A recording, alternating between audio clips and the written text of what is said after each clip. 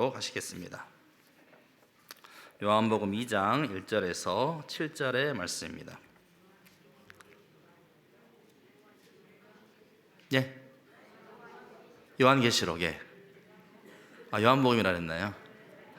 오랜만에 또 수요 예배를 했으니까 정신이 없는 것 같습니다. 요한계시록입니다. 2장 1절로 7절의 말씀 한 절씩 기도하겠습니다. 에베소 교회 사자에게 편지하라. 오른손에 있는 7뼈를 붙잡고 7 금촛대 사이를 거니시는 이가 이르시되,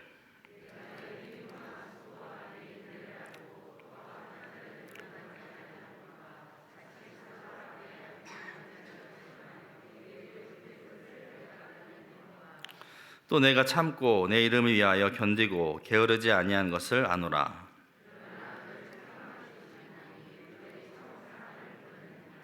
그러므로 어디서 떨어졌는지를 생각하고 회개하여 처음 행위를 가지라. 만일 그리하지 아니하고 회개하지 아니하면 내가 내게 가서 내 촛대를 그 자리에서 옮기리라.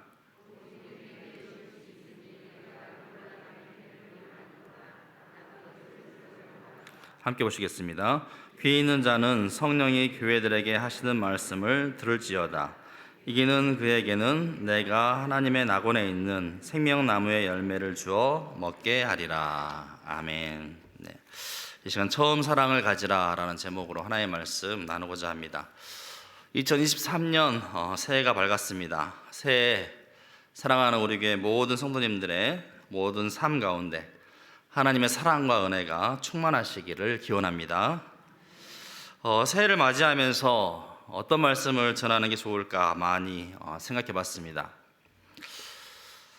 아무래도 연초이기에 뭔가 계획을 세우고 또 다짐을 하는 그런 때이기 때문에 희망적인 메시지나 뭔가 도전적인 메시지가 좋지 않을까 싶어서 그런 말씀들을 쭉 이렇게 찾아보다가 한편으로 매번 그런 경험들이 많이 있는데요. 그러한 도전들이 늘 작심삼일로 끝나버린 그런 경우들이 너무 많아서 뭔가 좀 더 본질적인 부분이 필요하지 않을까. 특별히 우리 신앙생활에 있어서 보다 더 본질적인 부분을 말씀을 전하면 좋겠다. 그런 생각이 들었습니다. 그래서 말씀이 뭔가 자꾸 부담으로 여겨지기보다는 성도님들께서 신앙생활하면서 특별히 올 한 해 정말 신앙생활하는 것이 행복했으면 좋겠다. 정말 신앙생활하는 것이 기뻐서 우러나온 데서 나아가는 그런 한 해가 되었으면 좋겠다. 그런 마음이 들었습니다. 그것은 저의 신앙생활에 있어서도 마찬가지입니다. 신앙생활이 정말 기쁘고 은혜가 넘치고 생동감이 있어서 자발적으로 우러나오는 것이어야 되는데 그렇지 않으면 자칫 이 신앙생활도 우리에게 일이 되기 쉽고 또 의무적으로 또 형식적으로 습관적인 신앙생활을 하기 쉽기 때문입니다. 그래서 곰곰이 생각해 보니 바로 오늘 말씀이 2023년 새해를 시작하는 우리에게 정말 중요한 핵심이 아닐까라는 생각이 되었습니다. 오늘 말씀은 에베소 교회에 하시는 말씀인데요. 이는 곧 오늘날 모든 교회들에게 하시는 말씀이기도 하고 또 오늘날 우리 모든 성도들에게 주시는 말씀이기도 합니다. 그런데 오늘 본문에 이 에베소 교회를 향한 주님의 칭찬을 보시면 이 에베소 교회에는 외적으로 보면 아무런 문제가 없어 보입니다. 그렇지 않습니까? 내가 네 행위와 수고와 내 인내를 알고 또 악한 자들을 용납하지 아니한 것과 자칭 사도라 하되 아닌 자들을 시험하여 그의 거짓된 것을 내가 드러낸 것과 또 내가 참고 내 이름을 위하여 견디고 게으르지 아니한 것을 아노라 라고 수많은 칭찬에 대해서 이야기하고 있습니다. 참 교회로서 얼마나 여러분 바람직한 모습입니까? 게으르지 아니하고 열심히 행하고 수고하고 인내하고 불의를 드러내고 내고 진리 가운데 서고자 했던 너무나 완벽했던 교회의 모습이었습니다. 그런데 다음 4절에 보시면 그러나 그 숱한 칭찬에도 불구하고 그러나 하시면서 딱 한 가지 결정적인 문제를 책망하시는데 그것은 바로 무엇입니까? 너의 처음 사랑을 버렸느니라. 너의 처음 사랑을 버렸느니라. 너희가 다 좋은데 너의 처음 사랑을 잃어버렸다는 것입니다. 이것이 바로 그들의 탁월한 장점에도 불구하고 그들이 가지고 있는 치명적인 오류였던 것입니다. 처음 사랑을 버린 것. 즉 그들의 지금의 모습과 처음에 신앙생활했던 모습이 너무나 다르다는 것이죠. 지금의 모습과 그들이 처음으로 신앙생활했던 그 모습을 비교하면 너무나 확연하게 차이가 난다는 것입니다.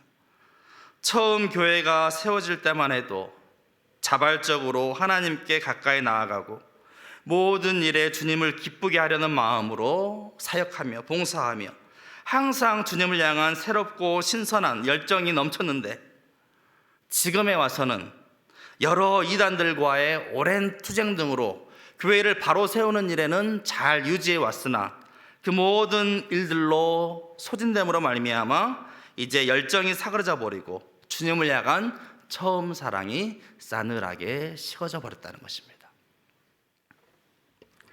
그런데 이 에베소 교회를 향한 주님의 책망을 우리가 그저 남 이야기 듣듯이 들어서는 안 되는 게, 오늘날 우리의 모습도 어쩌면 이와 비슷한 모습이 아닐까 생각해 보게 됩니다.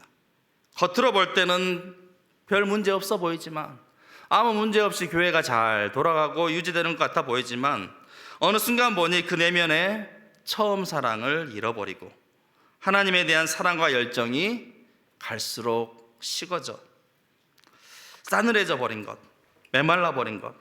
그래서 어느 순간 보니 주님을 향한 사랑에서 비롯된 것이 아니라 모든 일들을 의무감에 어쩔 수 없어서 감당하고, 또 형식적으로 습관적으로 모든 사역들을 감당하게 되고, 그로 인해 하나님보다 자꾸만 이제 남의 시선, 남의 평가에 귀를 기울이게 되고, 그래서 모든 사역을 감당함에 있어서 뭔가 이렇게 약동하는 생동감, 생명력을 느끼지 못하고 별다른 감흥을 느끼지 못하는 모습, 이것이 어쩌면 오늘날 우리의 모습이 아닌가, 에베소교의 모습을 반추함으로 다시 한번 돌아보게 됩니다. 그런데 이제 와서 정말 가만히 우리도 옛적 일을 생각해 보면, 우리가 신앙생활하면서 사실 주님과 처음 사랑에 빠졌을 때 여러분 얼마나 그 모든 일들이 즐겁고 행복했습니까?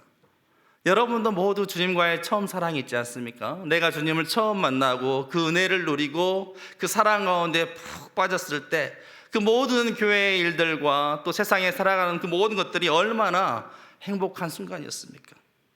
사랑하는 성도들과 함께 아름다운 교제를 나누며 또 예배 가운데 임하는 정말 세상에서 맛볼 수 없는 하나님의 거룩하고 신령한 은혜를 누리며, 믿지 않는 영혼이 주께 돌아와 주의 몸된 교회가 은혜 가운데 부흥해 갈 때 얼마나 신앙생활하는 것이 기뻤는지 이루 다 말할 수가 없습니다.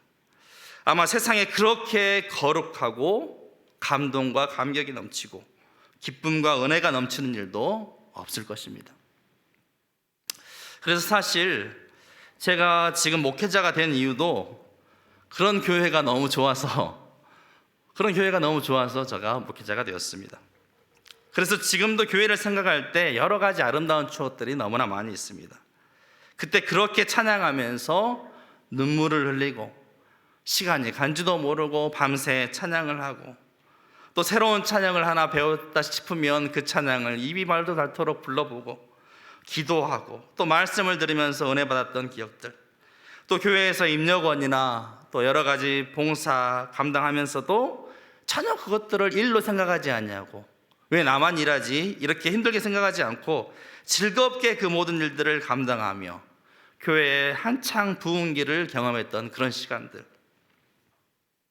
안타깝게도 불과 몇십 년도 되지 않아 오늘날 한국교회의 모습들을 보면 이제 침체의 길을 면치 못하고 있으며 이제 완연한 쇠퇴기에 접어들고 있는 그런 상황을 우리가 직시하고 있는 거 아니겠습니까? 당장의 내일을 더 기대할 수가 있는 그런 상황이 아니고, 다음 세대를 조차도 이어가기 어려운, 마치 해산할 날이 가까웠으나 해산할 힘이 없는 너무나 심각하고 어려운 상황 가운데 있음을 보게 됩니다. 그리고 그 중심에는 다른 무엇보다 주님을 향한 처음 사랑이 식어져 버린 것, 주님을 향한 사랑을 잃어버린 것이 우리의 어쩌면 가장 큰 문제가 아닌가 진단해 보게 됩니다. 사실 그때에 비하면, 예전에 비하면 오늘날 교회의 모습들은 너무나 아름답고 건축들과 화려한 이런 모든 것들을 자랑하지만, 모든 것들이 체계적으로 잘 구비되어 있는 것 같지만 내적으로 보면 주님에 대한 사랑이 싸늘하게 식어버리고 갈수록 메말라 버리는 것, 이것이 가장 심각한 오늘날 우리 모든 교회들의 영적인 문제가 아닌가 생각해 보게 됩니다. 왜 이렇게 됐죠? 여러분, 교회가 그렇게 좋았는데 왜 오늘날 한국 교회가 이 지경이 된 것일까요? 그렇게 코로나 때문에 우리가 처음 사랑을 잃어버리고 우리 인간적인 마음으로 혹여 신앙생활을 했기 때문에, 인간적인 것을 드러내고 자랑하려 했기 때문에, 인본주의적인 신앙생활을 말미암아 이런 모든 위기와 어려움이 처하게 된 것은 아닌지. 그렇다면 우리가 이 처음 사랑을 잃어버린 원인이 도대체 무엇인가? 이 원인을 알아야지 우리가 다시 회복할 수 있지 않겠습니까? 그래서 이 원인을 크게 세 가지로 살펴보기를 원하는데요, 첫 번째는 풍요 속의 빈곤의 문제가 아닌가 생각합니다. 풍요 속의 빈곤. 홍수가 났을 때 정작 마실 물이 없는 것처럼 오늘날 우리의 사랑이 식어져 가는 것은 어쩌면 이 풍요 속의 빈곤의 문제다라고 말할 수 있습니다. 예전에는 정말 은혜에 대한 목마름, 은혜를 사모하고 영적으로 갈급해하는 그런 절실함들이 있었고, 그 받은 바 사랑과 은혜로 말미암아 교회마다 활기가 넘치는 그런 신앙생활의 연속이었습니다. 성도들의 놀라운 변화가 나타났고, 그들이 신앙의 주체, 사랑의 주체가 돼서 모은 사역들을 은혜 가운데 잘 감당하고, 이로 말미암아 교회는 세상과는 비교할 수 없는 놀라운 도덕적 수준과 영적인 영향력을 발휘할 수가 있었습니다, 예전의 교회들은. 그런데 어느 순간부터 의도치 않게, 정말 뜻하지 않게 교회도 세상의 시장 논리, 세상의 시장 구조와 비슷한 모습이 되어버리고 말았습니다. 여러 방송 매체와 인터넷, 유튜브 등을 통해서 넘쳐나는 이 메시지와 또 여러 가지 기독교적 상품들로 인하여서 오늘날 성도들은 그러한 상품들을 소비하는 것으로 만족하는, 소비하는 데 머물러 있는 그런 신앙이 되고 말았습니다. 신앙의 주체에서 객체로 전락하게 된 것입니다. 마치 본인은 경기에 참여하지 않고, 본인은 야구나 축구 경기를 하지 않으며 그냥 스크린에 떠있는 선수들의 경기 모습을 보면서 와, 재밌다 하면서 즐기듯이, 오늘날 성도들도 이런 세상 그런 시장 구조와 같이 여러 매체들 통하여 들려지는 메시지들, 또 여러 기독교적 상품들을 그냥 소비하는 주체로, 객체로만 전락하여서 정말 그들이 그러한 복음을 살아내지 못하고 사랑으로 변화되거나 사랑을 실천하지 못하고 그저 머물러 있는, 스스로 위로하기에 급급한 그런 상황 가운데 처해 버렸다는 것입니다.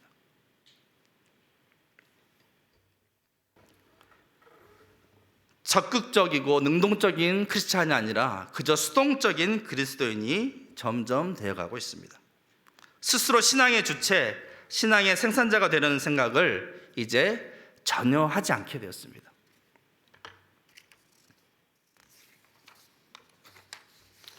어쩌면 성도들 본인에게도 이것이 부담 없이 편하고, 보기만 하면 되니까 편하고, 교회 입장에서도 어쩌면 성도들의 지나친 활동들을 삼가하다 보니 어느덧 무늬만 그럴듯한, 하지만 그 내면을 보면 실제적으로 아무런 영향도 없는 그런 크리스찬이 점점 되어가고 있습니다.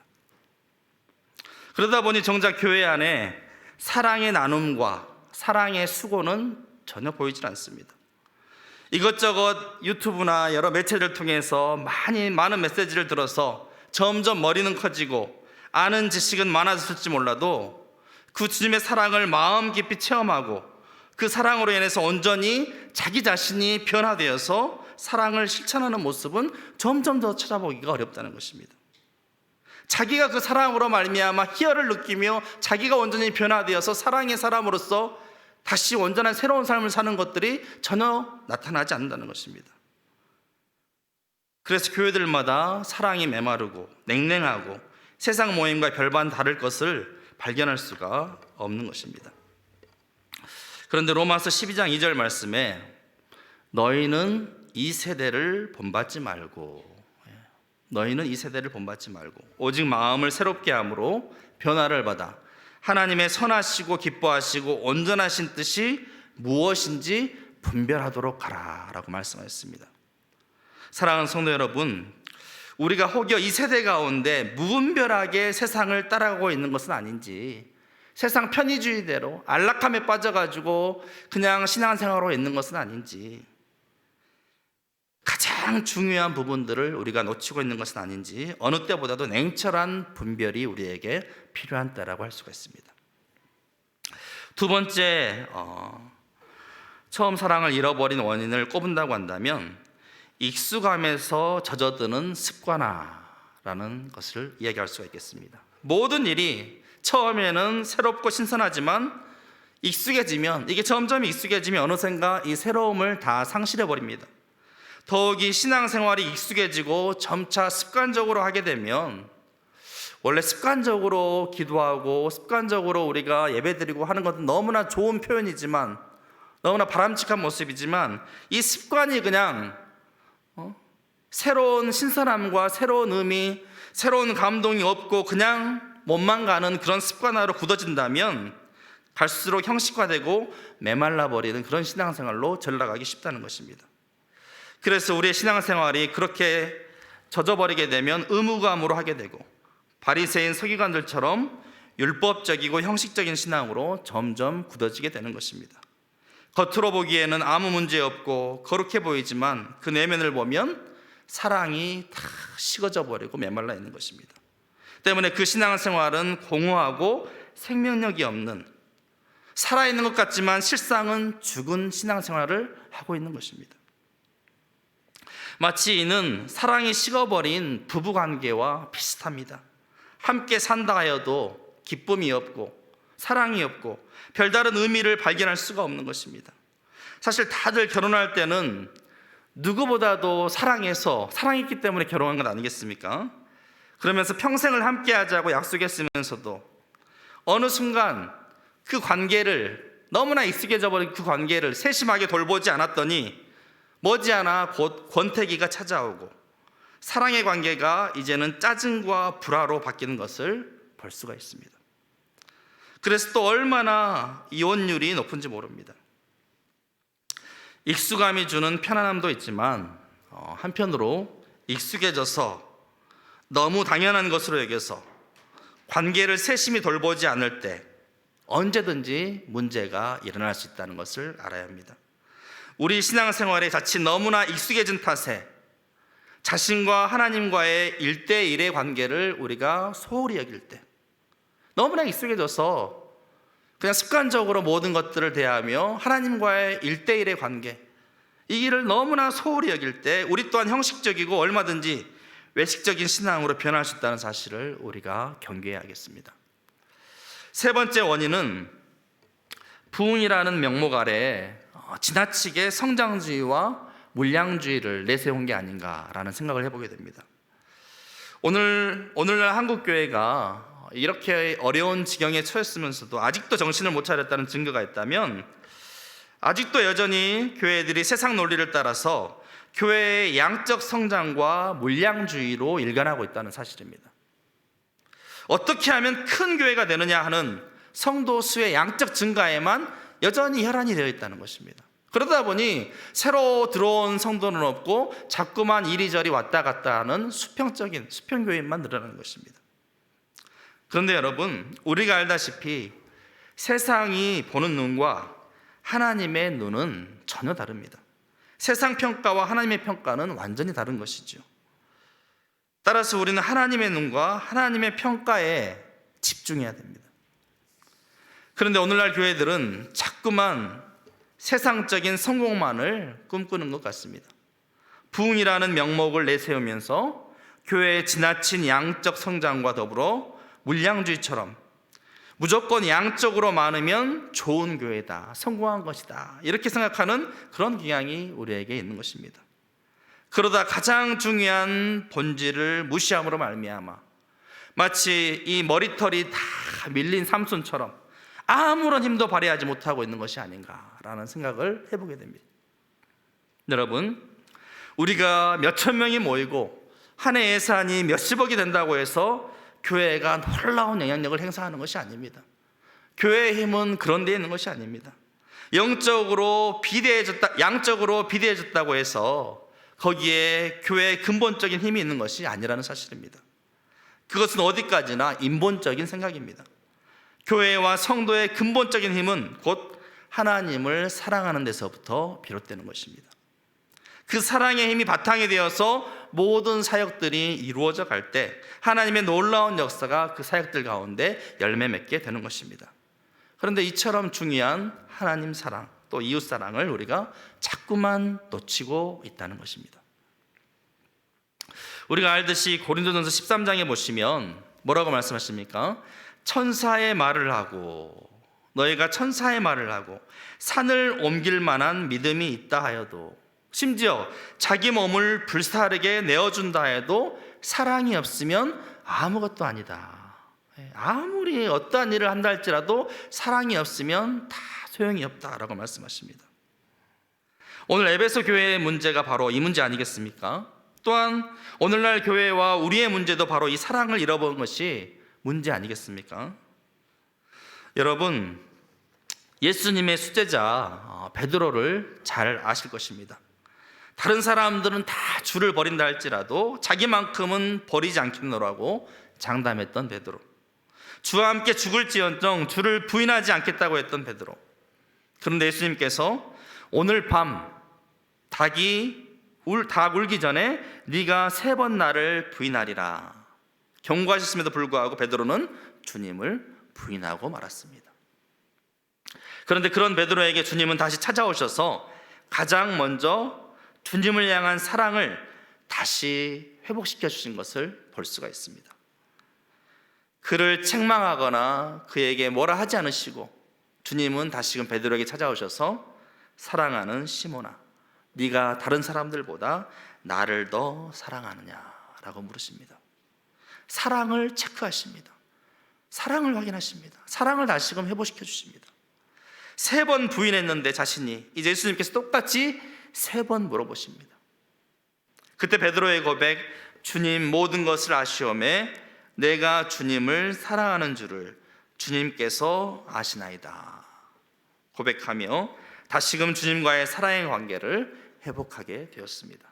그제야 비로소 주님께서 베드로에게 내 양을 먹이라 라고 사역을 부탁하십니다. 사랑이 회복된 후에 내 양을 먹이라 라고, 내 양을 치라라고 말씀하시는 것이죠. 이러한 주님을 향한 사랑 없이는 그 어떤 사역도 감당할 수 없음을 우리에게 가르쳐주고 있는 것입니다. 또한 우리가 잘 아는 사도 바울도 로마서 8장에 하나님의 사랑에 대해서 고백하기를 누가 우리를 그리스도의 사랑에서 끊으리요 환난이나 곤고나 박해나 기근이나 적신이나 위험이나 칼이랴 그러나 이 모든 일에 우리를 사랑하시는 이로 말미암아 우리가 넉넉히 이기느니라. 우리를 사랑하시는 이로 말미암아 우리가 그 모든 것들을 넉넉히 이기느니라. 내가 확신하노니 사망이나 생명이나 천사들이나 권세자들이나 현재일이나 장래일이나 능력이나 높음이나 깊음이나 다른 어떤 피조물이라도 우리를 우리 주 그리스도 예수 안에 있는 하나님의 사랑에서 끊을 수 없으리라 고백하였습니다. 이 사랑의 힘으로 말미암아 바울은 어떤 환난과 핍박 가운데서도 모든 것을 다 이겨내며 그가 옥에 갇히든지 죽을 위기에 처하든지 간에 굴하지 아니하고 꿋꿋이 주의 사명을 감당할 수가 있었습니다. 이 사랑이 그 안에 충만했기 때문에 어떠한 세상의 어려움도 전혀 문제가 되지 않았다는 것입니다. 그렇다면 이렇게 중요한 첫사랑을 여러분 우리는 어떻게 하면 다시 회복할 수 있겠습니까? 본문 말씀 5절에 보시면 이렇게 말씀하십니다. 그러므로 어디서 떨어졌는지를 생각하고 회개하여 처음 행위를 가지라. 영적 회복을 위한 세 가지 명령의 말씀인데, 그 세 가지는 생각하라, 또 회개하라, 처음 행위를 가지라 라고 말씀하십니다. 여러분, 먼저 우리는 생각해야 됩니다. 도대체 왜 이렇게 된 것인지 생각해야 됩니다. 무엇이 문제인지, 언제부터 하나님과의 관계가 삐걱거리기 시작했는지, 식어버렸는지, 메말랐는지 생각해야 됩니다. 또 내가 정말 서 있어야 할 본연의 자리는 어디인지 생각하고 또 생각해야 합니다. 오늘 원문에 쓰인 내용을 보면 계속과 반복을 나타내는 현재 명령어로 사용되고 있습니다. 그러니까 한 번 생각하고 말 것이 아니라 생각하고 또 생각하고 또 생각하라는 것입니다. 예배를 드릴 때에도, 또 봉사와 헌신을 할 때에도, 일상의 평범한 삶 속에서도 우리는 하나님과의 사랑의 관계에 대해서, 그 하나님 사랑 안에 거하고 있는지, 하나님의 사랑으로 말미암아 모든 일들을 감당하고 있는지, 그 사랑을 내가 느끼며 살아가고 있는지 생각하고 또 생각해야 한다는 것입니다. 모든 일에 이 사랑이 근원이 되어야 되고 바탕이 되어야 하는 것입니다. 두 번째는 회개해야 합니다. 이는 총체적이며 즉각적인 회개를 의미합니다. 다른 어떤 것을 핑계하지 말고 즉각적으로 자신의 잘못을 인정하고 회개해야 합니다. 혹여 나의 모든 신앙생활이 하나님보다 내 자신을 드러내고 내 자신을 높이고자 했던 일은 아니었던가? 하나님의 사랑의 마음으로 비롯된 것이 아니라 인간적인 욕심으로 비롯된 그 모든 외식적인 행위들, 무엇보다 하나님과의 사랑이 식었음에도 불구하고 아무 문제 없는 듯이 신앙생활한 그 죄를 우리가 회개해야 되는 것입니다. 하나님이 볼 때는 얼마나 가증스러운 모습이겠습니까, 여러분? 하나님은 우리의 마음을 감찰하시는 분인데, 하나님은 여러분 우리의 마음을 다 감찰하시고 무엇보다도 우리의 마음을 받기를 원하시는 분입니다. 사랑의 마음 없이 드린 모든 예배와 봉사와 헌금, 그 모든 것들은 하나님께 아무런 의미가 없는 것입니다. 오히려 더 외식적인 뿐입니다. 그런데 우리는 하나님에 대한 사랑의 마음 없이 이 사랑이 식어버렸음에도 불구하고 그저 습관적으로 예배드리고 헌금하고 봉사하고 헌신했다고 자랑하며 할 일 다 했다고, 나는 아무 문제 없다고 자부하는 모습들, 하나님이 보실 때는 얼마나 가식적인 모습이겠습니까? 정말 우리의 모든 신앙의 행위에 하나님에 대한 사랑에서 저절로 우러나오는 모습이 되어야, 그 사랑에서 비롯되어야 비로소 하나님께서 기뻐 받으시는 제사요, 또 기뻐 받으시는 흠양하시는 모든 것들이 될 수 있다는 것입니다. 끝으로 다시금 처음 행위를 가져야 합니다.